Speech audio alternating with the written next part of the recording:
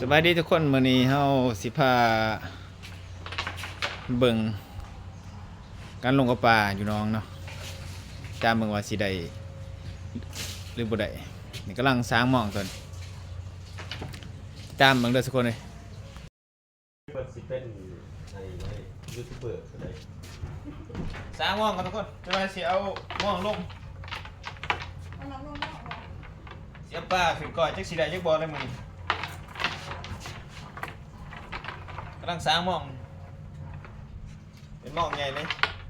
หม้องยาวประมาณ2เมตรปลายอยู่เลยเป็นหม้อง3หม้อง4มองยาว2 เมตรไปน้องเขาได้แม่หนึ่งน้องก็ใหญ่แต่ได้จะน้อยเพิ่น โอ้อีน้องไม่มีนักขึ้นขอ ถ่ายเบิ่งน้องกว้างน้ำก็ลึกทำมาหลายคนนี่เอาบ่อยากได้ปลานี่2คนที่อุ้มบ่อยากได้ปลานี่นะ มันบ่มีเลยผมก็ได้ น้องเนาะถือว่าใหญ่เติบกว้างเติบผู้น้องน้ำนี่ก็เลิกตัวนั้นคนท่วมหัวผู้ใดนี่สำคัญก็มองใน2 เมตรมองเลยเบิ่งว่าสิได้หรือบ่ได้เนาะสิลงเลยอันนี้อีกด้านหนึ่งของน้องนี่ถือว่ากว้างตัวได้น้องนี่เนาะประมาณ20 คูณ 30 ผู้จักปลานี่โอ้ยโต7-8 โลพอได้นี่ตัวใหญ่ปลาทุกชนิดปล่อยลงตัวนี้เป็นกระสังกบเนาะเลี้ยงกบ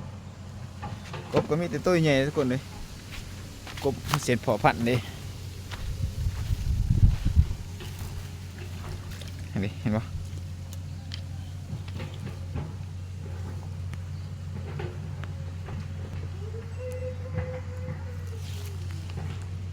พอพันธุ์กบเลย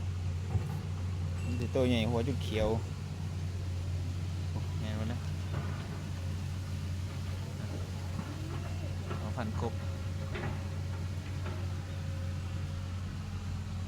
เอาตามต่อไปทุกคนว่าสิได้หรือบ่จะน่าสิเอาหมองลงเนาะ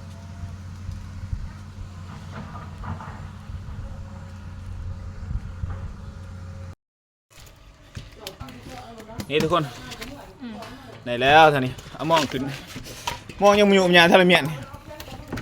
นี่ปลาโขปลาจีนใหญ่ในช่องโตมองหน่อยโพดคนเลยมันมองใหญ่ที่ได้หลายกว่านี้มองหน่อยกว่าปลาท่านี้เป็นปลาปากเพิ่นสิแช่ไว้แล้วก็เอือบปิ้งนะเมนูก้อยพันมื้อนี้ไม่ได้มาเบิ่งมา